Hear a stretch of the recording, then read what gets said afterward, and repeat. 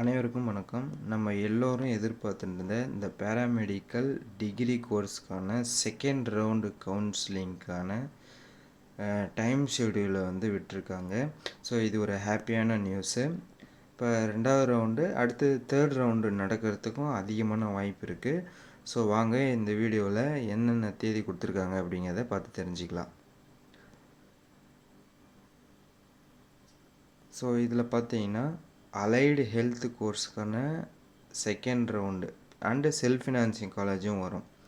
இதில் registration and choice filling தேதி வந்து இந்த மாதம் 2, அதாவது அக்டோபர் மாதம் 2 இருந்து 6ஆம் தேதி வரைக்கும் கொடுத்துருக்காங்க.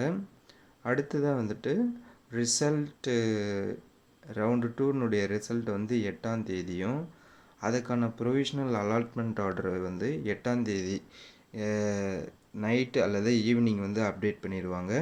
ஸோ அதை வச்சு நம்ம 15ஆம் தேதி வந்துட்டு 5 மணிக்குள்ளே நம்ம ஜாயின் பண்ணிடணும் நமக்கு அலாட் ஆகிருக்கு காலேஜில் போயிட்டு.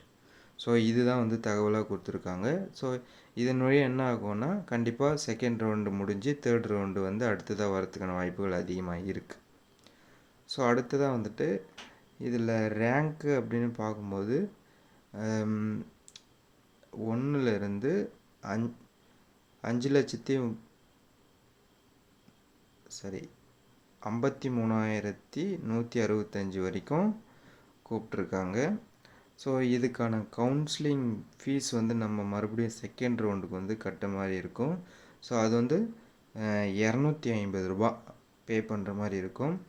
நமக்கு ஆல்ரெடி நம்ம ஃபஸ்ட் ரவுண்டு கவுன்சிலிங்கில் இந்த சாய்ஸ் ஃபில்லிங் எப்படி வந்து தனியாக லிங்க்குள்ளே போயிட்டு நம்ம யூசர் ஐடி லாகின் வந்து இன்புட் பண்ணி, சப்போஸ் அது ஃபஸ்ட் டைமாக போகிறீங்கன்னா அதை மாற்ற சொல்லும். மாற்றிட்ட பிறகு உள்ளே போயிட்டு நம்ம அமௌண்ட் இந்த கவுன்சிலிங் செகண்ட் ரவுண்ட் கவுன்சிலிங் நம்ம ஃபீஸை பே பண்ணிவிட்டு அது வந்து கலந்து கொள்கிறேன்ட்டு கிளிக் பண்ணிடுவோம். ஸோ அதை வந்து என்ன பண்ணியிருப்பாங்க அப்படின்னா இதில் கொடுத்துருப்பாங்க. ஸோ அதே மாதிரி இங்கே ஒரு நியூஸும் வந்து கொடுத்துருக்காங்க. என்னென்னா the candidates who have registered and locked their choices in previous round, that is முதல் ரவுண்டு கவுன்சிலிங்கில் கேன்சல் ஆகிருக்கு ஆஸ் பர் த கோர்ட்டில் மெட்ராஸ் ஹை கோர்ட்டில் பெட்டிஷன் ஆகிருக்கு. அவங்களும் என்ன பண்ணலாம் அப்படின்னா பிஃபார்ம் மட்டும் can change their choices and need not register again. அவங்க சாய்ஸை மட்டும் மாற்றிக்கலாம், மறுபடியும் ரிஜிஸ்டர் பண்ணணுன்ற அவசியம் இல்லை அப்படின்னு கொடுத்துருக்காங்க. Government quota seats in self financing colleges வந்து இன்க்ளூட் பண்ணியிருக்கிறதாகவும் இங்கே வந்து சொல்லியிருக்கிறாங்க. ஸோ இது பிஃபார்ம் ஸ்டூடெண்ட்ஸை நோட் பண்ணிக்கணும். அடுத்ததான் இங்கே இன்னொரு குறிப்பும் சொல்லியிருக்காங்க. என்னென்னா any candidate who has opted for upgradation from round 1 allotted seat in this round will necessarily have to vacate the seat and cannot claim for retaining the seats. அதாவது ஃபஸ்ட்டு முதலாம் கட்ட கலந்தாய்வில் இடம் ஒதுக்கீடு பெற்றவர்கள் இந்த கலந்தாய்வில் கலந்து கொண்டு இடம் கிடைத்தால் முந்தைய இடத்தை உரிமை கோர இயலாது. கிடைத்த இடத்தில் கண்டிப்பாக போய் ஜாயின் பண்ணிடணும் அப்படிங்கிறது வந்து சொல்லியிருக்காங்க. ரீஅலாட்டு ஆகும். சில காலேஜ் இந்த காலேஜ் சரியில்லை அப்படின்னு சொல்லிட்டு 2வது ரவுண்டில் கவர்மெண்ட் காலேஜை போய் சேருவாங்க. ஸோ அதுக்கானது தான் இது.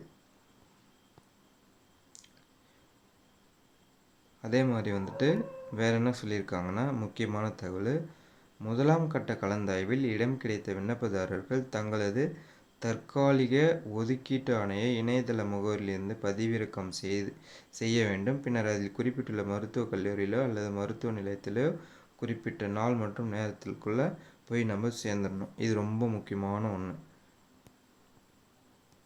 ஸோ இதுதான் இருக்குது. ஸோ அதுக்கப்புறமா நம்ம ரிசல்ட் வரும்போது கட் ஆஃப் மார்க் எவ்வளோ இருக்குது, 3rd ரவுண்டில் வந்து யார் யாரெல்லாம் வெயிட் பண்ணலாம் அப்படிங்கிறது எல்லாம் நம்ம வந்து அப்டேட் பண்ணுவோம். ஸோ அதுக்கு நம்ம சேனலை வந்து சப்ஸ்கிரைப் பண்ணி வச்சுக்கோங்க. ஏதாவது உங்களுக்கு டவுட்டாக இருந்தால் கமெண்ட்டில் வந்து தெரிவிங்க.